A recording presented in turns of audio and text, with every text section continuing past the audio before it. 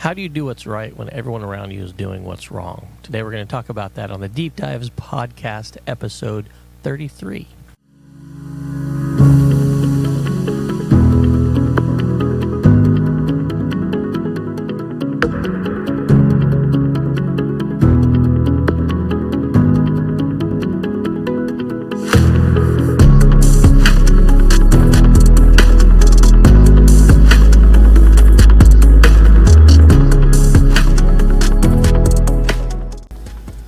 One day I'm going to listen to that whole song.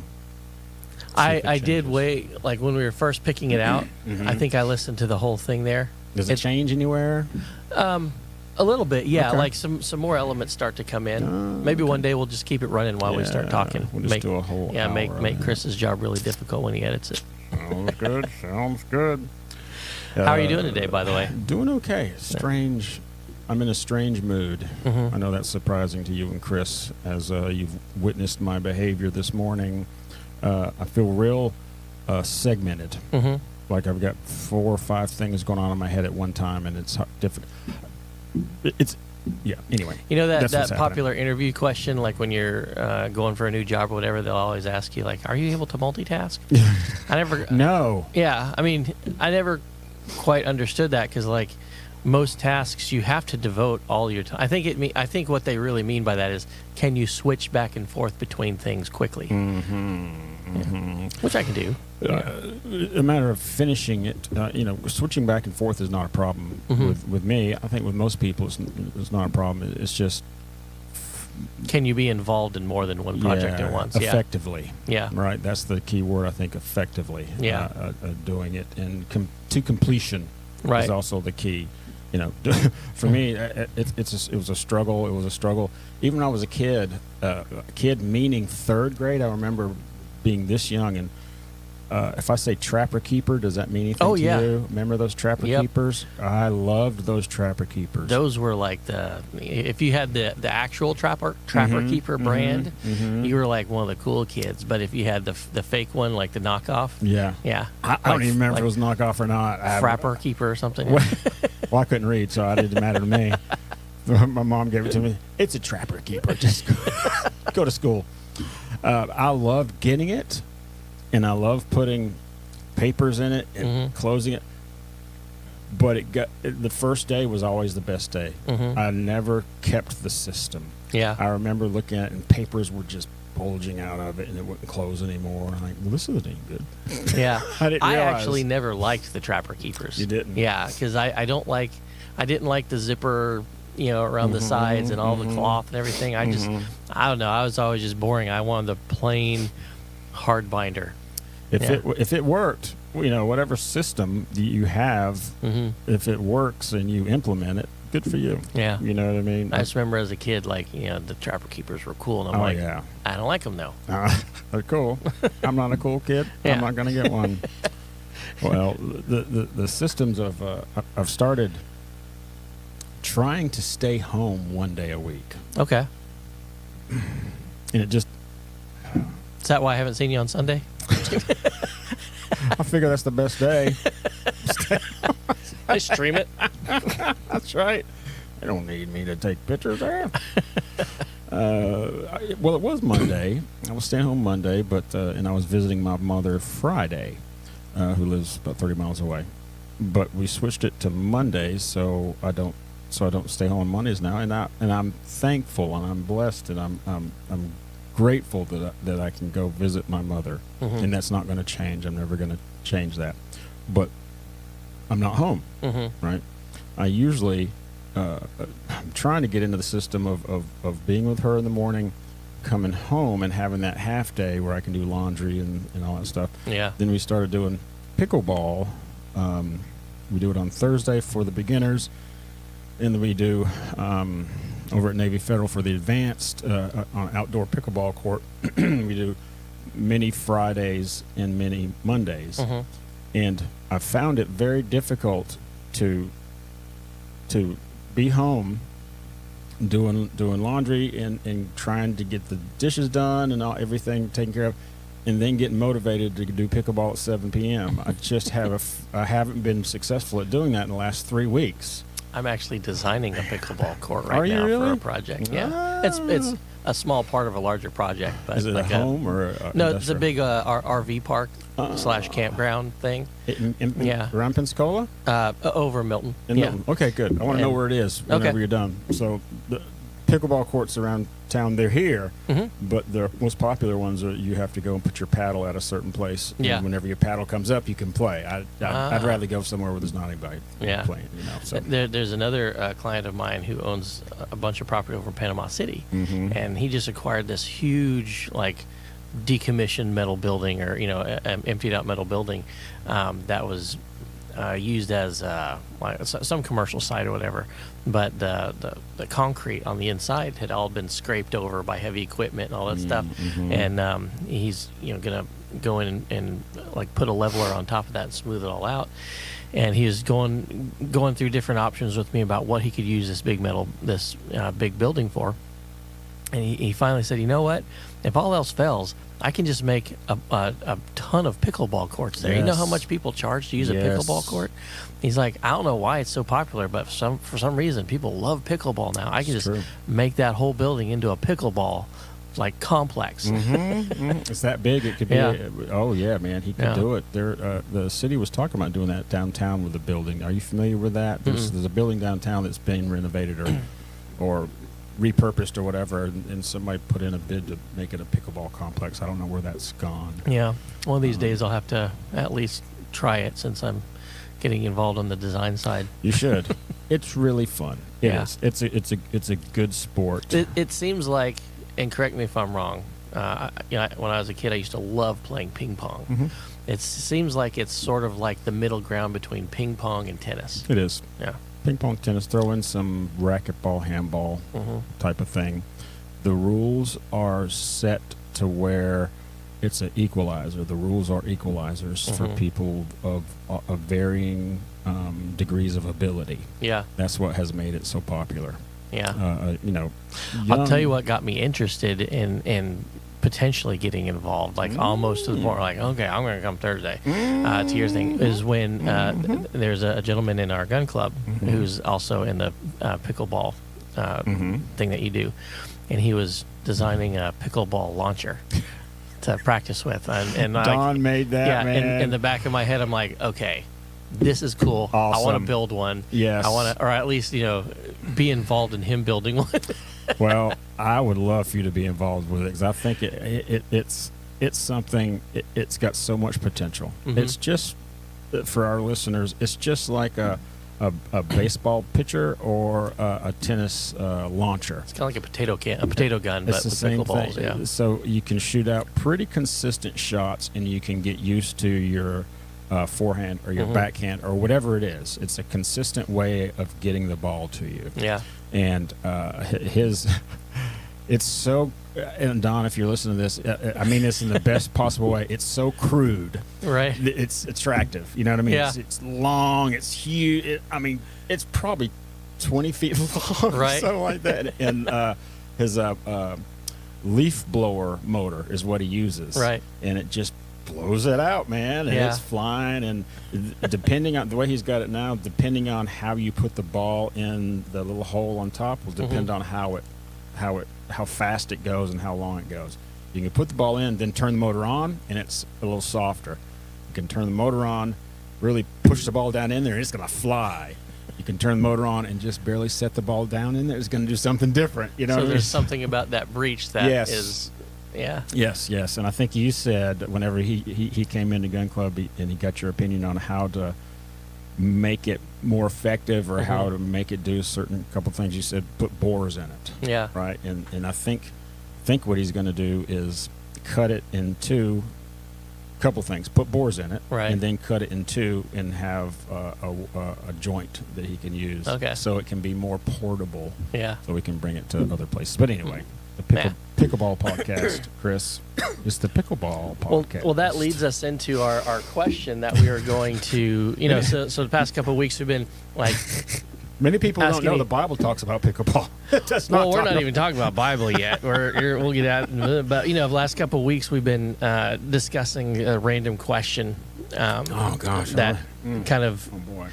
allows us to share a little bit of ourselves with the listeners. And so today's is about hobbies, like outside of work and ministry and stuff like that. Woo. What are some of your hobbies that you like to relax with? Before we do that, okay. Last week was book. What book has affected your life, or what book influenced you? And the week before that was an embarrassing story. An embarrassing story, right? Yeah. Do you remember mine? Yes. At the race when I patted my buddy on the hind end, but it wasn't my buddy; it was somebody else. And I told you Donna laughed at that. She told me this the past weekend. She was in the kitchen and she said, "I listened to that," and she laughed the same way. Yeah, that she did. What are I talking about? A friend of mine that I know who listens to it, I happened to walk past him at a coffee shop, and he just out of nowhere is like, "Hey, if you ever want to," I forget what he said, but he mentioned that story, like, if you ever need to play in piles of manure again, let me know, or something like that. Isn't that strange when somebody comes up to you and comments on something you said? And yeah. You're like, it was 3 weeks? Oh, yeah. I walked in the gun club after I mentioned something about one of our buddies, Donnie, who plays pickleball with us. He's one of the coaches. And I walked in, first thing he said was, "Pickleball guy." I said, "Donnie, what are you talking about?" He said, "You call me pickleball guy." I didn't want to say his name before getting his permission. Yeah. Like, oh, that's right. I called you pickleball guy. I got it. Totally. Anyway. What was the question? Hobbies. What are my hobbies? Yeah. Oh, gosh. Pickleball, mountain biking. It was cycling. It was general cycling, road cycling. Tour de France is going on right now, by the way. So it was that type of cycling. But mountain biking was my first love as far as cycling goes. I surfed in college. Skateboarding was my first hobby that I excelled at. Was city champion 1 year with skateboards. Surfing, I was just never did really get really good at surfing, but I loved doing it. Cycling, started out with mountain biking. Had some state level success a couple of times on that. Competed in the state on national level also, and did well there. So I had a talent for it. Yeah. Plus, I worked really, really hard at it. I mean, I worked real hard at it. I wasn't a natural talent, but I had a little bit of talent. Plus, I loved it, so I worked real hard at it. So, okay. And I was very confident. Yeah. I wasn't cocky, but I was confident. I remember getting on the line. I think I've told this story before to one of you guys. On the line, mountain biking, whenever we go off in waves, and there's 500 people there. There might be 50 people in a wave. So my wave, you start off, depending on how long the line is, everybody wants to be in the very front. But if it's too crowded, then you get a second row and a third row, that kind of thing. I just got there early, got up front. Right. And I remember I was so confident. You'd look to your neighbor like, "This is the last time we're going to see each other." Pretty much. I'd look down the line and I'd see all these guys, and in my head, I'd say, "I don't know why y'all even showed up. You wasted all that money and all that time. I don't even know why y'all showed up." And then I would just get intense. But I'd never say that out loud. I was a nice guy, never. But that allowed me, I believed in my training. It put you in that competitive headspace. Boy, was I in that competitive headspace. Man, oh man. And I would intimidate verbally as I was riding. Something called the hole shot. So in the start of a motocross race. You would intimidate verbally. Well, that's an interesting way of putting this. I'll give you some examples. There's something called a hole shot. So in motocross and in mountain biking, many times you start out in a field. And to go into single track, it's exactly that. It's only room for one. Going to the woods in single track, there's only room for one cyclist. So you'd race to that single track. Right. And you'd want to get the hole shot, because then you're setting the pace. Even if there's faster guys behind you, you've got to work harder to get past people. And I'm up front setting my pace, being smooth, Right. Conserving energy, riding my ride. Right. I'm dictating the pace. So if I was second or I got the whole shot, at least most of the time, I found it's worth spending that energy getting up there than recovering and being up front. If I was second or third, I would say, mine, mine, mine, mine, mine, mine, mine. Mine, mine, mine. And just that like little those seagulls on that little bit of hesitation whenever they turn around, but I was by them. Yeah. You know what I mean? I'm sorry, man. That's a tool that I learned to use. Yeah. People used on me. Mine, mine, mine, mine, mine. And I wasn't aggressive. I wouldn't try to block people or anything like that. If you're faster than me, you go by. Not a problem. I'm just thinking of the seagull meme from Finding Nemo now. I know. Mine, mine, I know it. mine.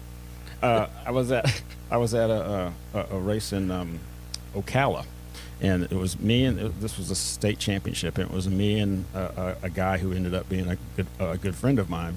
We were running first and second. He would run second to me most of the time. Sometimes he'd get me and he'd win and I'd be second, whatever.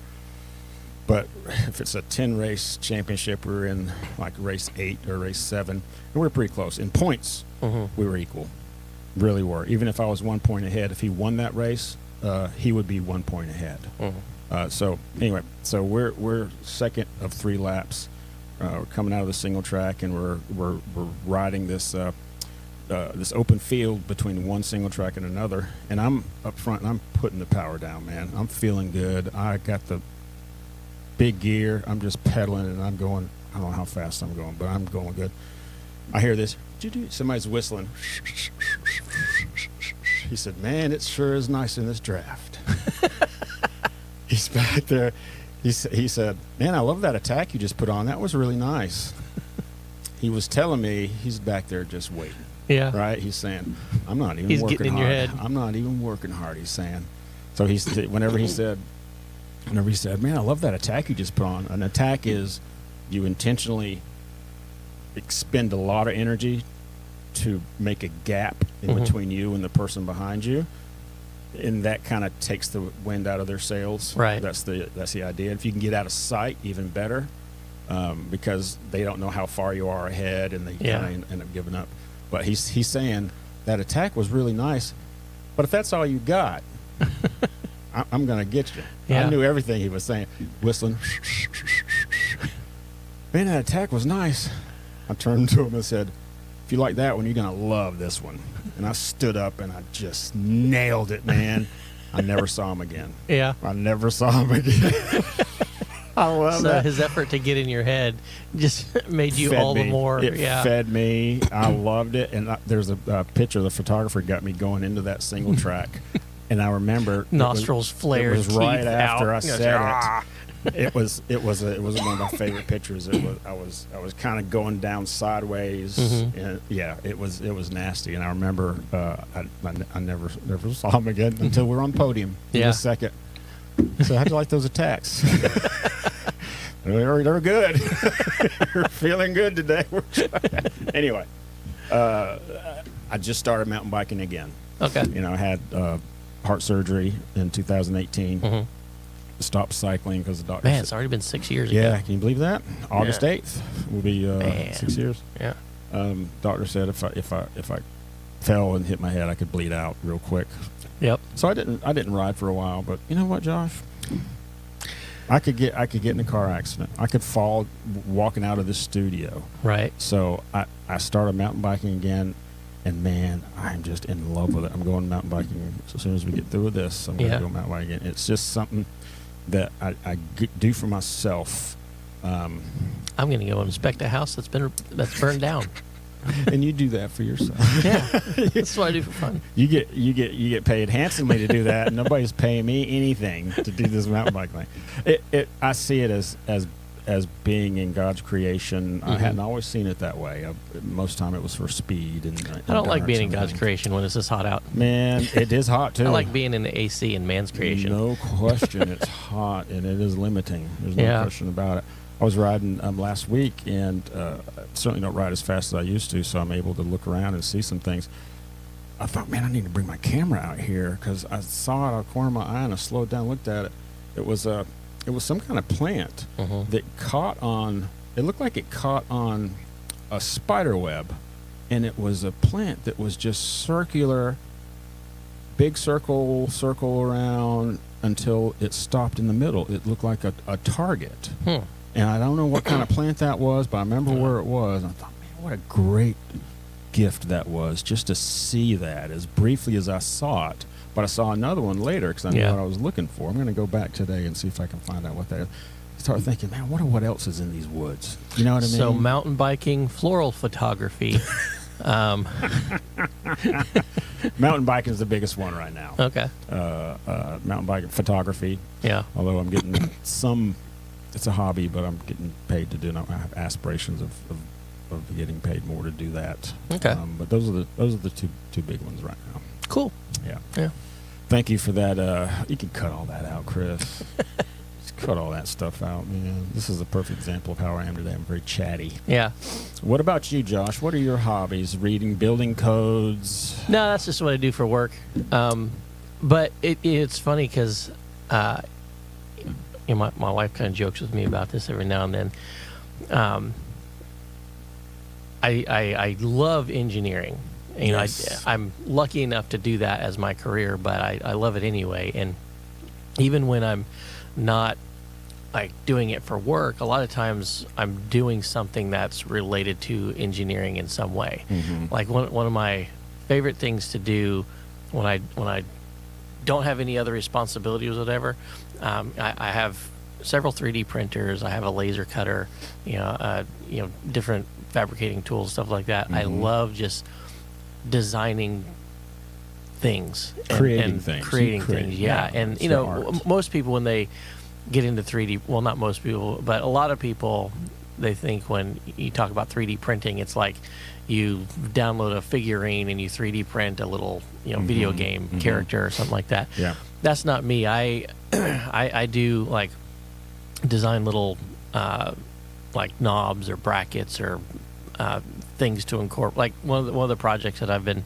picking away at for a long time is an aluminum rail with 3D printed brackets on it that hold lenses, so you can like adjust their focal lengths and see how it refracts light. Yeah, a prototype, and that's the one I've just been picking away at for a long time. This morning, I was designing a bracket to fit underneath a table because I'm upgrading an exhaust system for my laser cutter, and I just love doing that kind of stuff. And so creating solutions to problems. Yeah, problems I create a lot of times. You created a tripod head for me once. Yeah. I love doing that kind of stuff. And other than that, I think probably one of my go-to hobbies right now, still kind of nerdy stuff, but a long project I've been working on is my and my wife's genealogies, ancestry, that kind of stuff. I really like doing that kind of research. And related to that, I've always had, we've talked about this on our podcast before, I've always had this background project of genealogies and dates and stuff in the Bible. And so the component of that I'm working on right now, and you've seen one of the iterations of it. I have it on the wall. I put it on the frame. Have you seen it? Yeah, It's in the gun club frame. Right, is encapsulating like the major timeline of the Bible on an 11x17, so it's kind of like a thumbnail. Yes. So you can see, when we talk about stuff in the Bible, a lot of times it's like, well, this is an event. They don't really realize how it relates to the rest of the Bible. And right. So I have that timeline project, which is really a graphical representation of spreadsheets that I've been building for years. Parsing out certain chronologies and stuff on that to make sort of that thing. So weird things like that are my hobbies. That's a cool thing. Those things that can I just say pay dividends in the future. They mean something. You know what I mean? They can mean something. You can use that timeline any time that you're teaching. Yeah. You can say this falls in this timeline, and it gives us if we blow it up, it will give us a time period to look at. Yeah. 20 years after Jesus was whatever. You know what I mean? It Right. kind of helps to put that in a time block. Yeah. One thing neither one of us mentioned is shooting. That used to be a huge hobby Yes. of ours. It still is. It's it just a still lot is. of times it's really hot Yeah. to go to the range.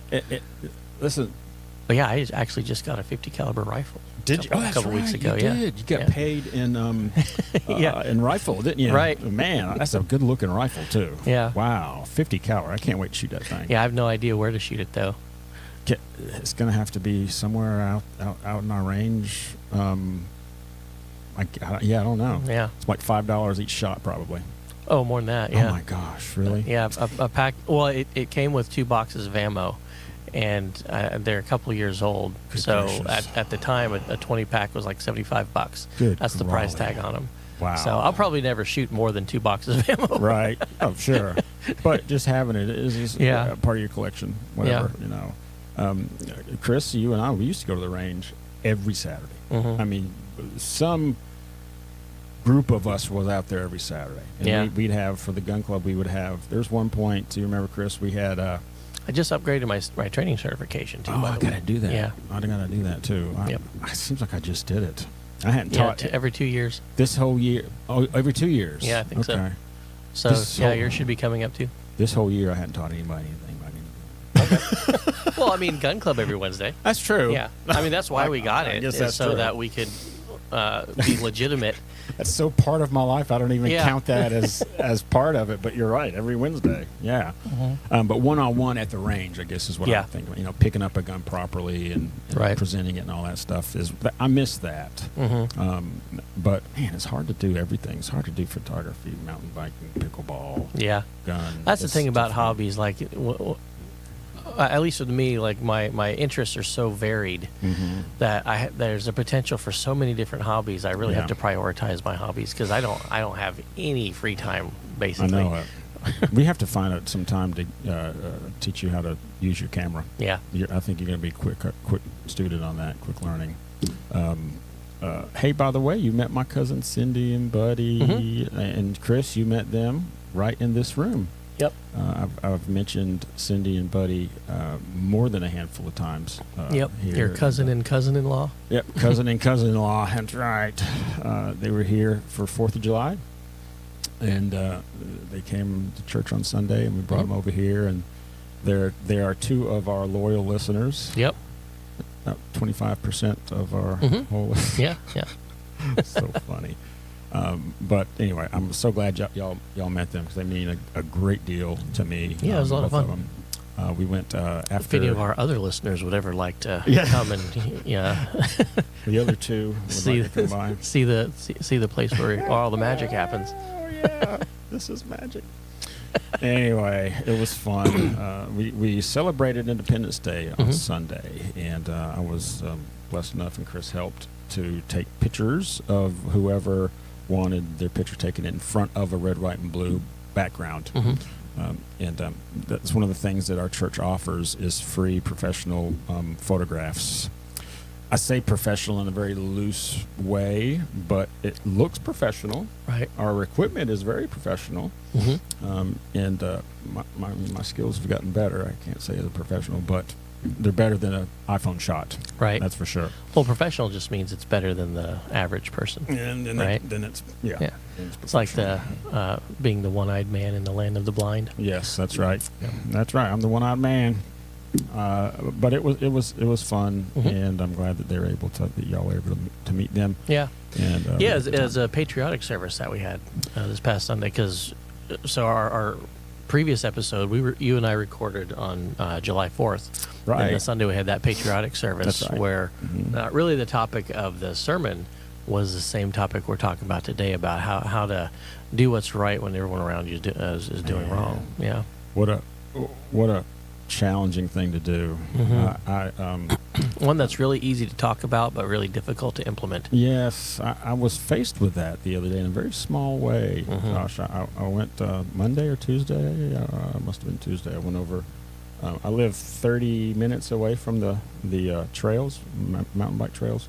So it could be raining in one place, not raining in another. So I drive over to the trails, and I'm jonesing to get out there, man. I'm Yeah. all suited up and I'm ready to go. About to grab my helmet, drive up, and it's raining. And you're not supposed to ride in the rain around here because it can cause trenches and just kind of, if it's a mud puddle, you go through it, it can cause a trench, and that trench can eventually just cause a bunch of erosion. So not supposed to. Not supposed to. So I'm sitting in my car going, man, this is really... And yet there's a lot of trenches that exist. Sitting in my car, there's a puddle right in front of me. It's not raining. I'm like, man, I'm not going to have a lot of opportunity this week to ride. So you're not supposed to drive ride in the rain on dedicated bike trails? That's correct. Okay. That's I never correct. knew that. Yeah. Yep. I mean, if it starts raining, of course. You Right. know what I mean? Yeah, you got to get home. You got to get home. Mhm. But if it's wet, you're not supposed to ride on wet Yeah. course. So that's not the case in British, in other places where it's always raining. Mhm. But around here, that's just the rule. So I just put my tail between my legs and I drove back home. Yeah. It was the right thing to do. Nobody would have ever known. Right. But to be respectful, that's just a small example Mhm. of doing the right thing when nobody's looking, or doing the right thing, whatever, when everybody's doing the wrong thing. There was a guy riding, Right. and he rode his bike in front of me and parked his car was parked to my left, and he rode in front of me. I could tell the trails are wet. Yeah. You know what I mean? I went, There- man, I can't There's go. a popular conservative,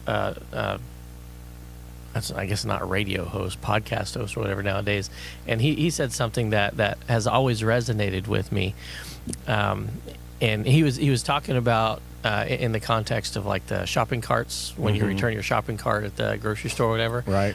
Do you just leave it in the parking lot, or do you bring it back to the corral, right? Mm-hmm. And he said it's a very non-important thing, but it's one of the best tests for self-governance. Like, Oh, are you okay. someone who would be capable of self-governance? Mhm. And he can tell that by how you treat the shopping cart when Okay. you're done. Mhm.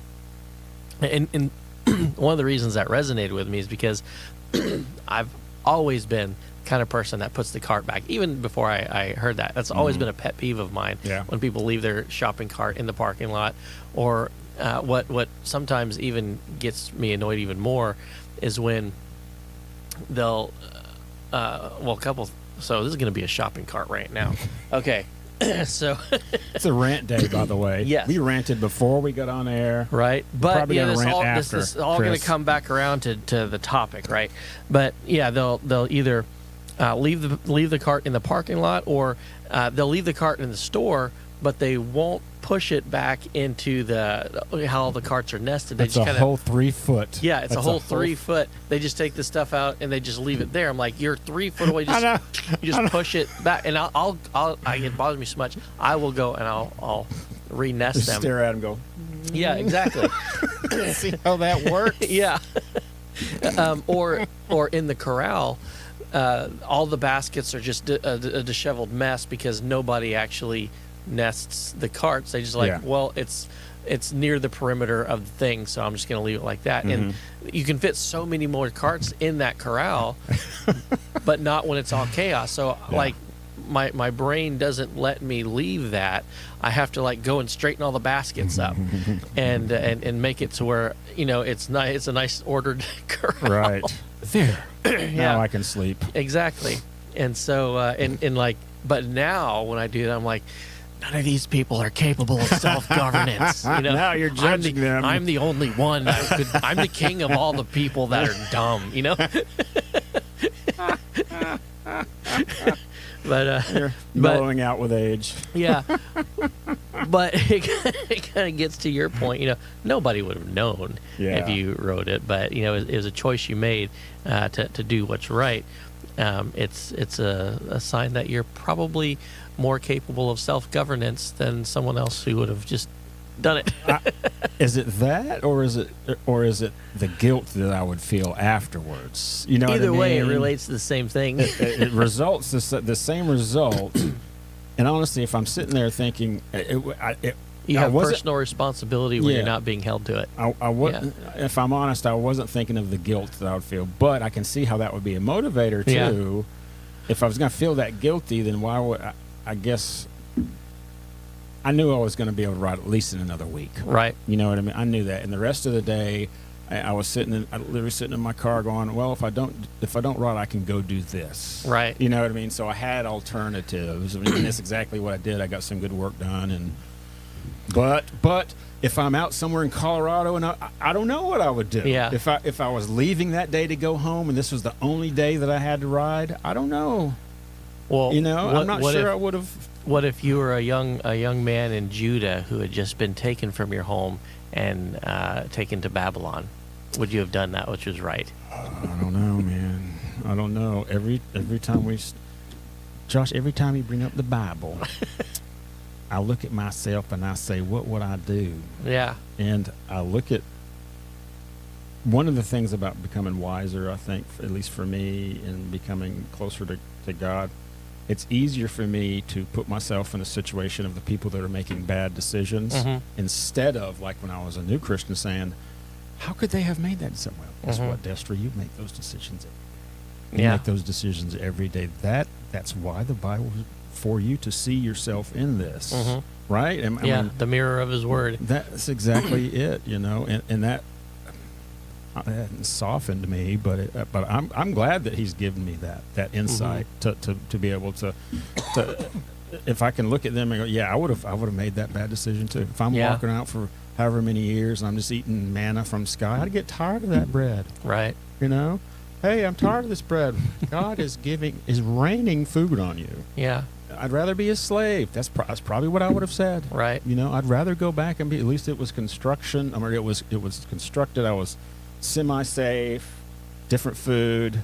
You know what I mean? Right. Where I used to say, my gosh, what else do you want? Well, I want some butter for my bread. That's what security, but no freedom.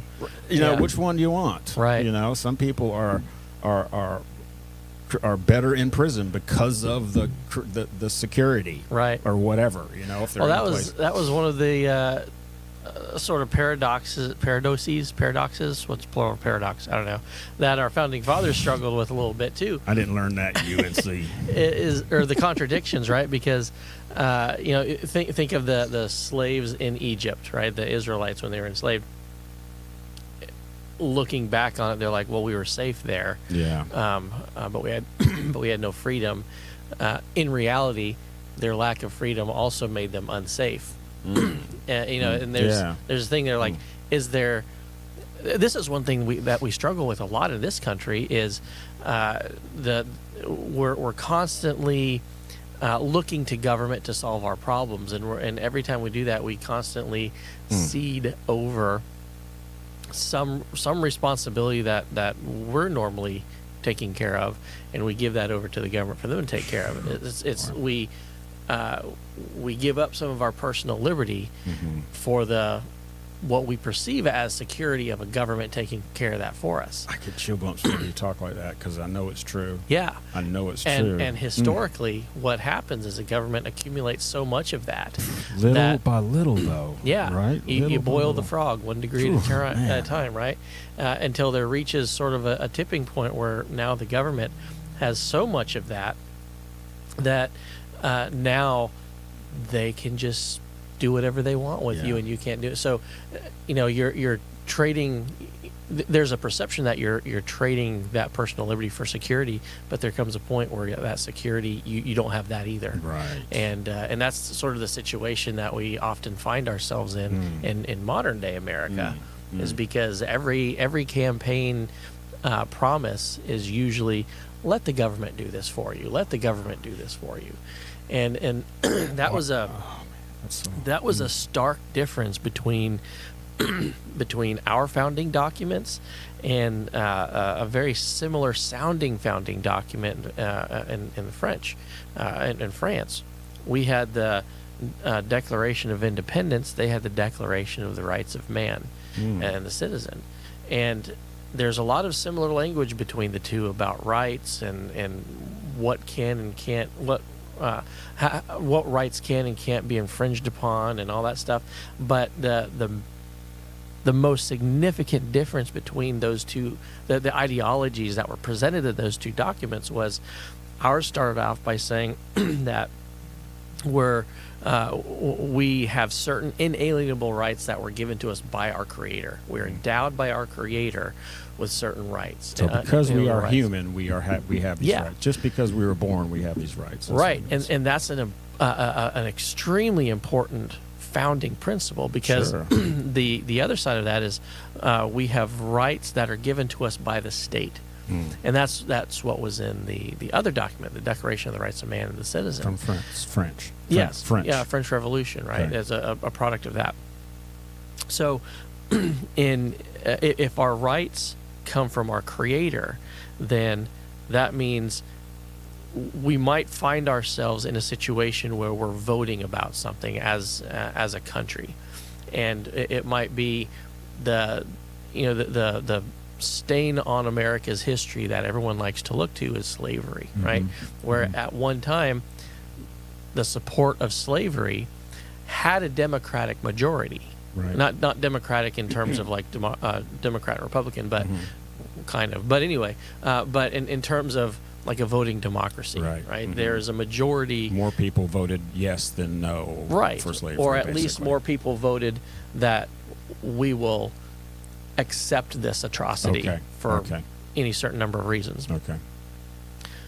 Well, what our founding documents say, and this was even debated at the time, is it doesn't matter in terms of morality and personal liberties and stuff like that. It doesn't matter how people vote. There's a law above that comes directly from our Creator that says you're created in the image of God. You're not supposed to be an enslaved person because of that. Gotcha. And so, and we dealt with this as a world after World War II during the Nuremberg trials. You know, an argument in support of the atrocities that the Germans did to the Jews and other people was, well, this is what was the law. This is the command that we were given by our superiors. You know, we were just doing what we were told.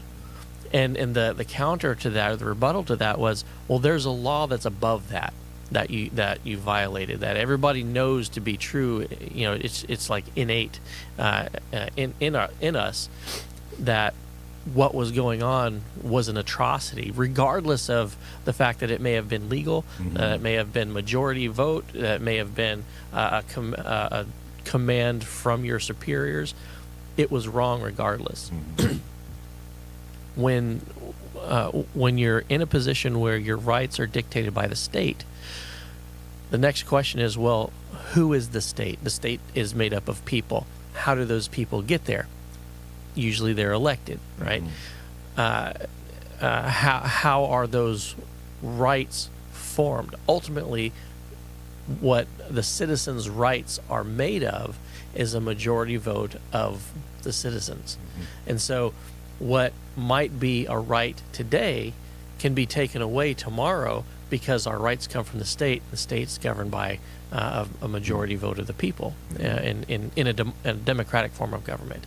And so if using that model, if our basis of morality is subject to the majority opinion of the people who are governed, then any atrocity can be deemed morally correct as long as it's supported by a majority vote or a majority opinion.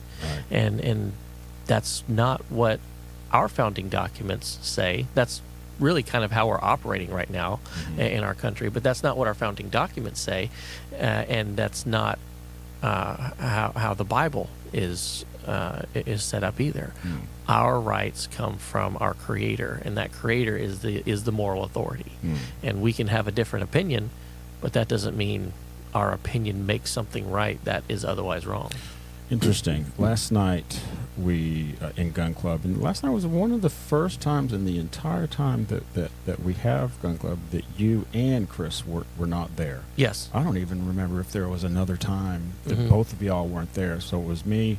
So I had 100% control over that room. Yeah. I did the whole hour, and I knew what I was going to do. You know, you can take. We went long. Right. I'll put it that way. Right. Because I spawned questions. I prompted questions. Artificial intelligence. How is it affecting, and how is it going to affect our lives related to self-defense and government and all this. And we started everybody participated. We even started talking about how we address people, right? How does AR address people? How do we address people? One of the ladies in there was talking about she works for Target, and she said that she is trained. She didn't use the word mandated, but you can't use certain pronouns.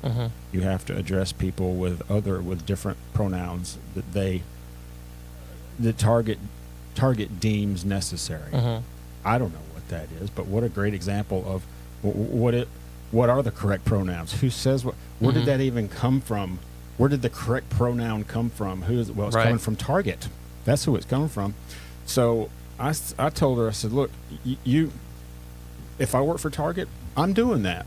She's been with them for 20 years. Yeah. I said, if I'm working for Target, I'm doing that because Target has agreed, 100% agreed that this is policy. Okay, I'll follow it because I work for Target.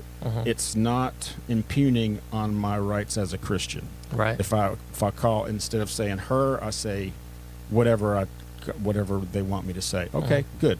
Just like the R word with people with disabilities. That used to be a diagnosis, but for years and years, nobody ever used the R word to compliment anybody. Right. It was captured. It was captured to be used as a negative. Well, then the whole subculture came together and said, we don't want that. We don't like that word. It's demeaning to us. Yeah. 100% on board with that, because as a group, you said 100% we don't like it. Got it. Now, as far as special needs and specially equipped or whatever it is you want to be called, I'm going to use whatever word I want to use because you haven't come to an agreement. I'm not going to restrict my talking, because at the time I was talking to people all over the place about advocating for people with special needs. Yeah. I didn't want to be restricted and get caught up in that society that is sitting on the couch saying, no, you can't say this, you can say this, and I've got all the time to think about it because I don't do anything else. Right. That's not where I was. So I would tell the group that I was talking to, let's just put all that aside, da-da-da-da. Well,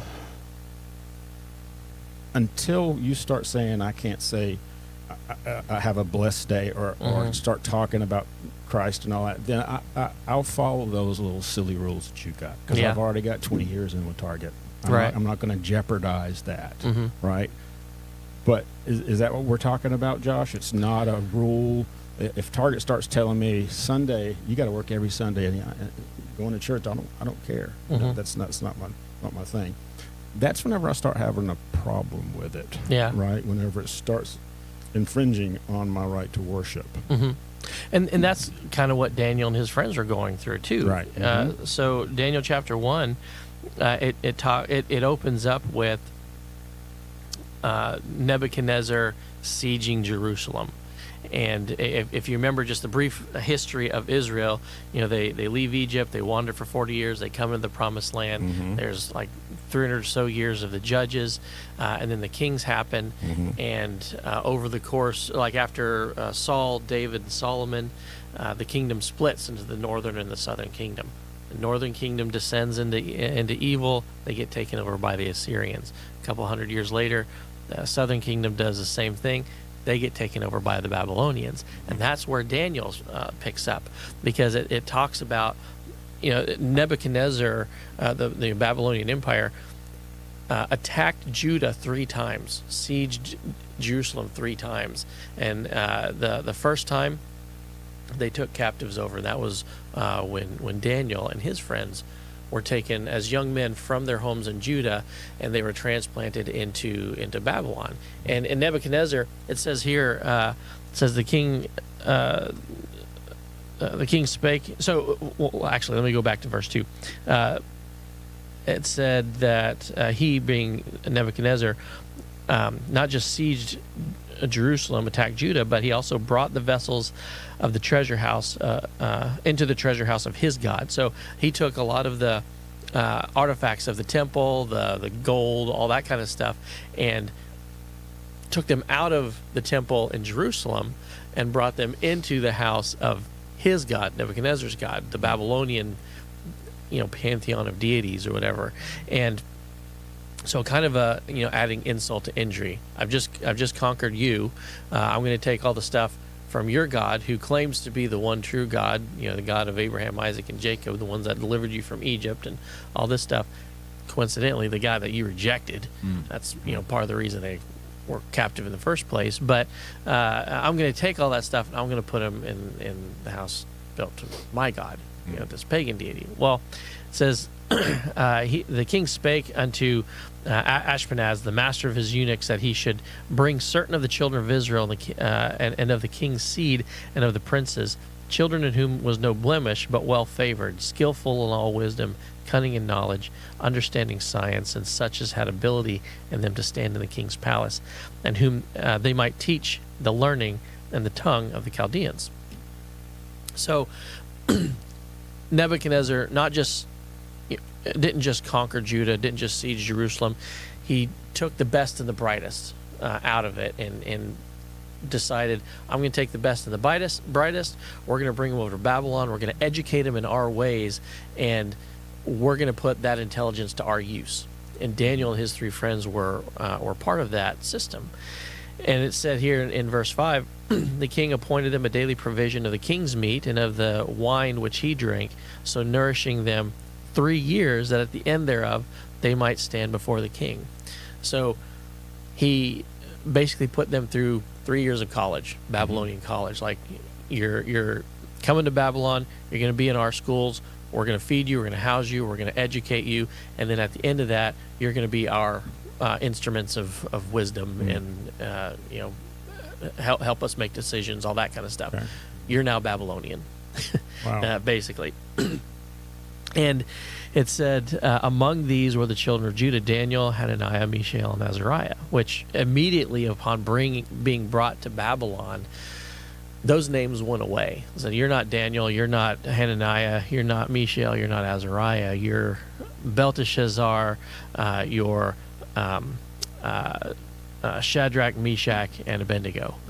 Babylonian names, which here again was another insult, because whenever you see a Hebrew name that ends in the word El, it means something about God, like Daniel, friend of God, right?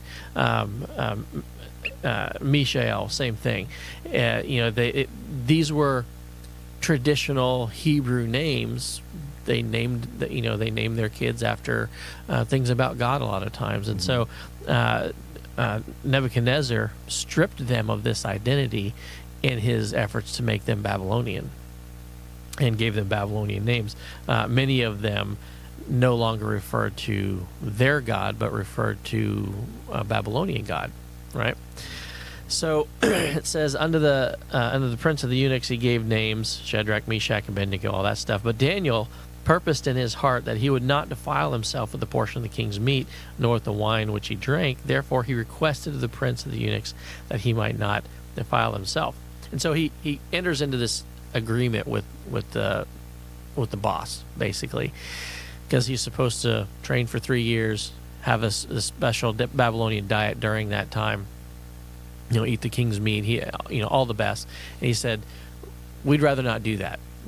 We want to do this. We want to follow after our Levitical Jewish laws, that kind of stuff. And he asked the eunuch for an alternate diet for him and his friends. The Daniel plan. Yeah, the Daniel plan, right? Side note.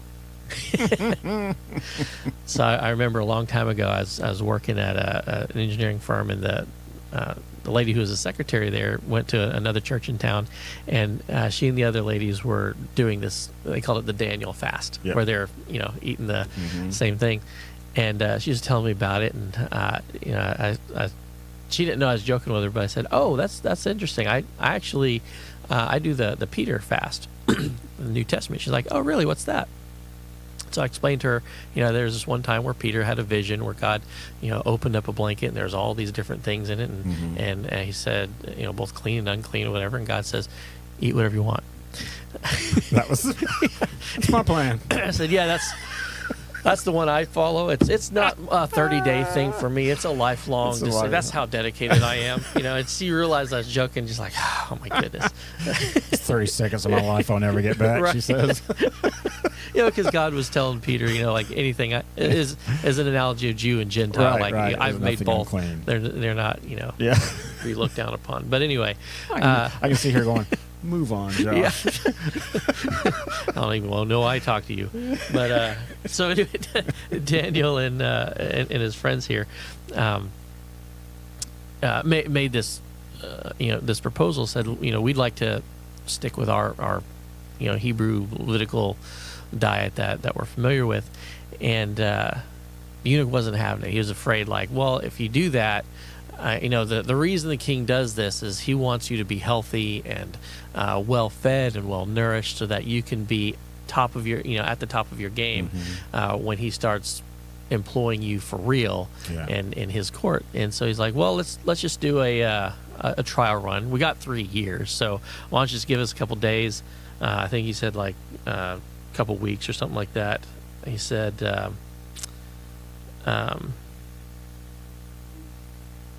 let's see, verse 10. Yeah, the prince of the eunuchs said unto Daniel, I fear my lord the king, who hath appointed your meat and your drink.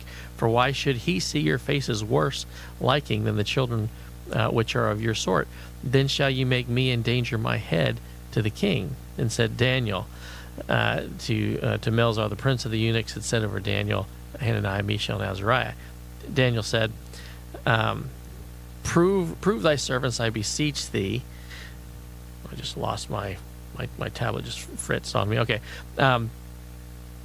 Prove what thy servants, I beseech thee, 10 days, and let them give us pulse to eat and water to drink. So he's like, okay, we got 3 years, so we don't want to put your job in jeopardy, so why don't we just do a little 10-day experiment? Do it 10 days. At the end of the 10 days, if it's working, then cool, we'll keep doing that. If not, then whatever. So he made like this little wager with him, and come to find out at the end of the 10 days, it was awesome. And the eunuch was like, sweet, yeah, you're like super healthy. You're more than at the top of your game compared to all of your peers. Okay. Keep doing what you're doing, and actually gained favor in the eyes of his boss, basically. Okay. Yeah. And so that was kind of like a first test, if you will, for Daniel and his friends, because here they are, they're taken out of they're never going to be able to go back home again. This is the beginning of a 70-year Babylonian captivity that God had already told them in advance was coming. And so the rest of their lives is going to be in Babylon, and they're going to be surrounded by people and a nation that is vehemently opposed to their way of doing things, their way of life, their religion, their God, all this stuff. And not just against their God, but in the Babylonians' view, their God was nothing because they just beat them.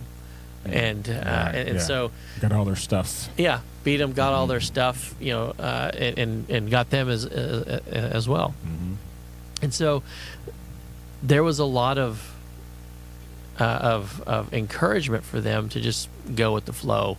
Like, okay, I know there's a ton of stuff in this diet the king's given me that by Levitical law I'm not supposed to eat. I know I'm going to be, employed in the worship of these pagan deities, all this stuff. But what do I got to lose? I'm here for the rest of my life. Yeah. And yet you don't see Daniel and his friends doing that, and they even do it respectfully, which is another interesting thing, because a lot of times we think of our staunch adherence to our principles, like raising our fist to the authority, like, we'll never do that, we're gonna.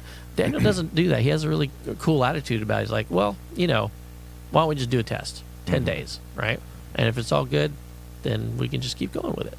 And so he resisted doing what was wrong, but he did it in a very respectful way. And I think that's an interesting thing to take away from this. Sure is there's a place for civil disobedience, but the Bible still tells us that it's done out of respect.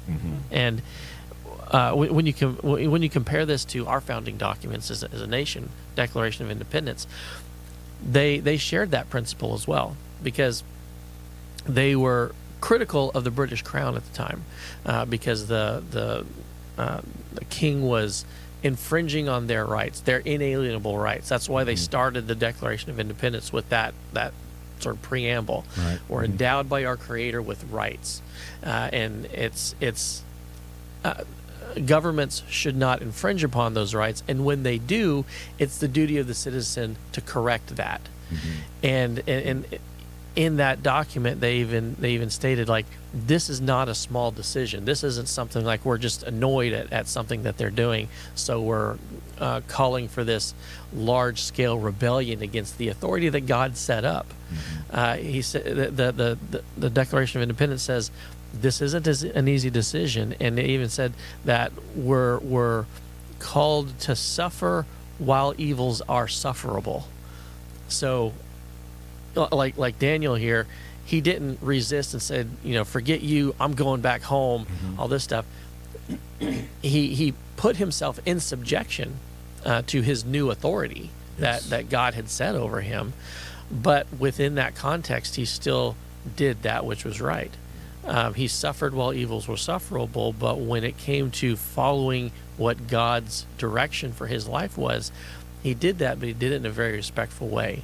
And I think that's a really neat lesson that we can learn from Daniel, because especially right now around election season, the entire country is just steeped in opposition with each other. Right. There's the Trump side, there's the Biden side, and like even within churches, a lot of times, churches a lot of times are overwhelmingly in support of the Trump side, and we get sort of proud about that or intimidating about that, like wearing our MAGA hats and threatening to fight people. I mean, not really, but there's a certain level of intimidation that we carry around with us, in that respect. Like, you're not going to tell me what to do. I'm a MAGA. I'm a Trump supporter. All you leftist Biden weaklings, snowflakes, blah blah blah. And we've taken our desire to do what's right, and we've changed it into something that's really disrespectful. And I think we take one aspect of Daniel's character because that's kind of the aspect we like, but we disregard the humility, the respect, the deference we have, because God still calls us to be subject to those powers. Right. Ultimately, we're subject to God, but he never calls us to be disrespectful and hateful and all that kind of stuff. Disrespectful. That's a good word to use. It reminds me of how it's very challenging to not allow somebody else's attitude to influence your attitude. Whenever, if you really think about it, there's really no reason that somebody else's attitude towards a discussion or a side should really allow you to adapt that. If somebody comes with you with aggression or talking, with a finger pointing in your face, there's really no reason. There are many reasons, but the challenge is to allow that to affect your delivery. And I'm just thinking of having discussions and talking about debates and things like that. Now, you Trump stupid conservative, you stupid liberal. Right. Our tendency is to go back the same way. Yeah. You know what I mean? And listen, the person I'm going to be voting for needs to take some lessons in that. Right. He's not the best person to look at. That's the thing that really stinks about all this stuff is there is no ideal candidate. There never has been. There never will be, because we're all plagued by sin. That was one of the philosophical challenges that our founding fathers had to wrestle with when they were debating the ideology of the Constitution. They're like, man is inherently sinful. Governments are made up of men, and governments are instituted to govern men. So how do we set up a government that is made up of sinful people whose purpose is to govern sinful people? And that's why they set up the structure it was, so that the desires the selfish desires in one context would battle against the selfish desires in another context. Under this hierarchy of, here's the guiding principles overall. How do we structure a government to forward that? That's why one of my pet peeves is when we're referred to as purely a democracy. Like, we've got to battle for the soul of our democracy and all that, and yet we have a pledge where we say, I pledge to the flag of the United States of America and to the Republic. So I'm pledging to the flag, and I pledge to the Republic. And then it clarifies that this Republic is one nation under God.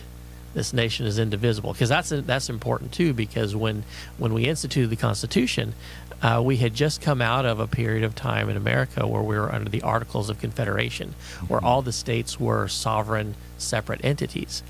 And so the Constitution brought that together into a country of semi-sovereign states that were aligned under a common guiding principle, Constitution. So we're one nation under God, we're indivisible, and our guiding principle is liberty and justice for all. And we've forsaken so many elements of that phrase. One of which mainly is by assuming that our style of government is a pure democracy. Our founding fathers saw the weakness of that.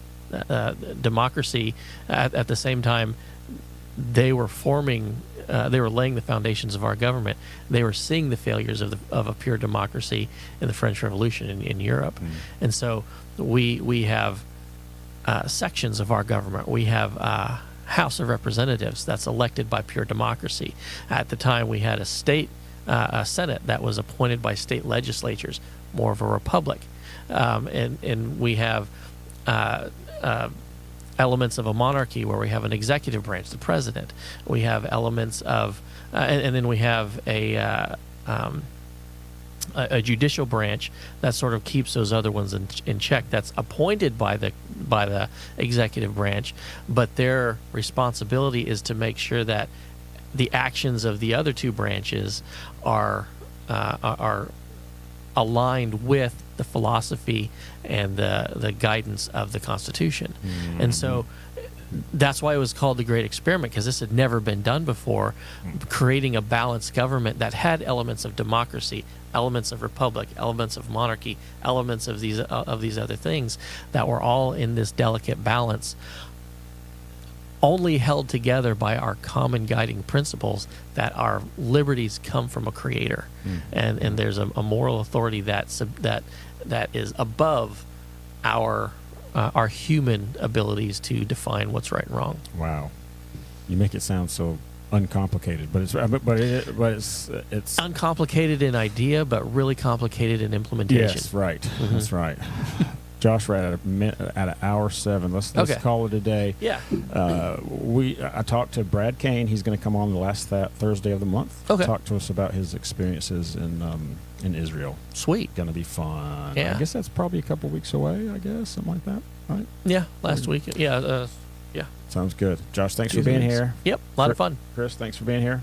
Appreciate you very much, and we'll see everybody and talk to everybody next Thursday.